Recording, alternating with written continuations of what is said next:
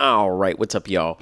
I know this is a little bit different. We're not quite in our classroom this time around, but it's going to be a lot like as if we were in the classroom. I'm going to give you a couple of instructions, and I'm going to try to make this as quickly as I can. But as you all know, I get a little distracted here trying to give you as much information as I can. So hopefully I'm a little better about it on here so that I don't make a 10-minute video, but we shall see. So first thing I want you guys to do is go ahead and download that app that I'm showing you at the beginning of this video here. It's called the Light Meter app. And this is what we're going to use. You know how like we used the tin cans, right? Our pinhole cameras. The only way for us to figure out what our shutter speed was to trial and error it, right? And so we went out, tried 15 seconds, and then we tried 30 seconds. And that first day, we were mostly unsuccessful for a bunch of different reasons. With cameras, we don't have to do that. There is no trial and error. We can just do it.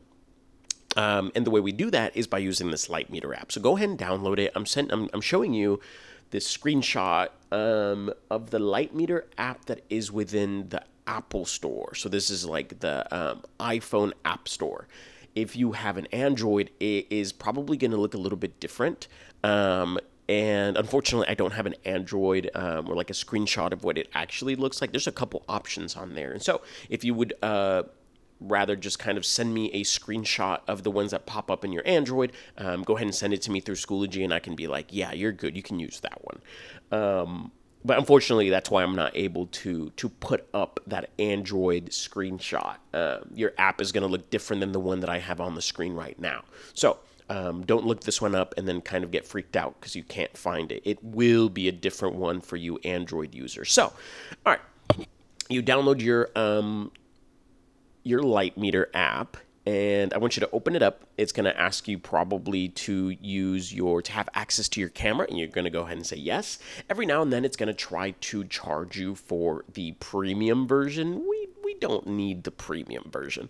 There's a little small gray X that they hide on one of the top corners. I've been using my app for a while, so it doesn't pop up anymore. But since it's probably the first time that you guys are using it, it'll probably pop up. And so just go ahead and go to that one of those corners and hit that X, because we don't need the premium version. The free version is perfect. So go ahead and do that. All right. So once you've got your app up and running, you'll see that it really does look just like a regular camera. You're able to see out into the world at whatever you're pointing at, exactly like a camera, except it's got a bunch of numbers and settings at the bottom. So I want your app to look exactly the way that mine does. See how there's ISO all the way to the right. Remember ISO, that's the sensitivity to the light. There's aperture in the middle, and then there's time on the left. And I know time, we haven't been calling it that, but you know what time is.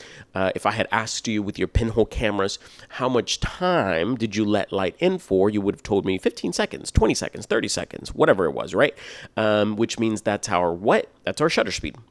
So we've got the 3 settings we've been talking about. You took your pop quiz on Tuesday over it. You guys did amazing, I'm sure. And so the way that I like to do this is I like to start from right to left. So this is going to be really easy. Don't stress out about it. It's going to be okay. So if you look all the way to the right, you're going to see ISO, right? And that's a really easy one for us to choose because it's just part of the film. We don't get a say on that after you've purchased the film. You just have to stick with that. And so it's going to be 400. There's no going around it, just 400. Once you actually change that setting to 400 on the app, you'll see a little blue lock sign right next to the ISO. It means it's not going to move. And that's a good thing because we don't want to change it, right? It's going to stay 400 this entire time for you guys. It's going to stay like that for the entire year. I haven't decided if I'm going to show you a couple of the other clips that I made this weekend where I'm using different kind of film that has different ISO because I don't want to confuse you. But if you see a different ISO, this is why, because I just used a different kind of film. But as far as you guys go, you will be using 400 the entire year. So let's get to it. All right, 400 ISO, it locks. Next up, aperture. And so to figure out what aperture you're going to use, you need to do 2 things. Number 1, It depends on your camera. Look at that lens. What does it go up to? What does it go down to? What's the smallest number? What's the biggest number? Some cameras, some of those lenses are going to have different numbers. Some of them are going to go down to 2.8. Others are just going to stop at 3.5, and that's okay. It's just different lenses. So go ahead and kind of take a look at your own lens and see how far down it goes and how far up it goes. All right, and so once you have seen your numbers, you've seen how far up it goes and how low it goes. It really, that second question that I told you, right? So it's two things that are going to determine what aperture you use. One is the camera. The second thing is actually going to be the lighting.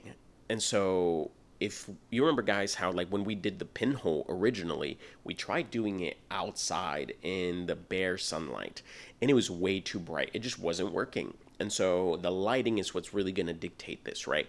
And so in my video, I'm outside. It was Saturday afternoon, like broad daylight, a lot of sun. It was in Galveston, and so this picture that I wanted to take looked really cool in part because of how bright it was. There was a lot of sunlight. And so if there's a lot of light, I need my aperture, or that opening, right, to be as small as it goes.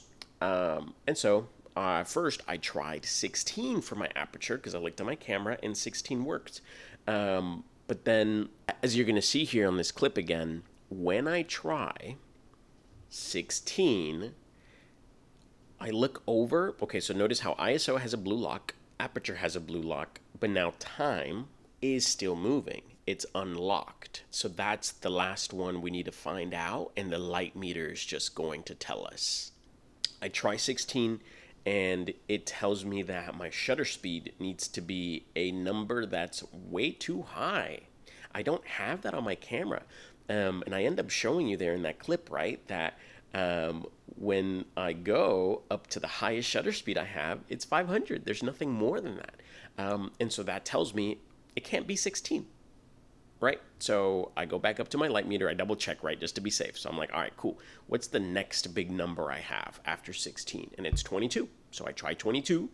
And now the shutter speed that it gives me is 1/600, which is not quite that 500, right? That 500 that my camera has, but that's not far off. If it told me 1/1000, that's crazy. But it's telling me 1/600, and that is close enough. So at 22 aperture and 1/600 shutter speed, I can do that. And so I'm ready to take that picture.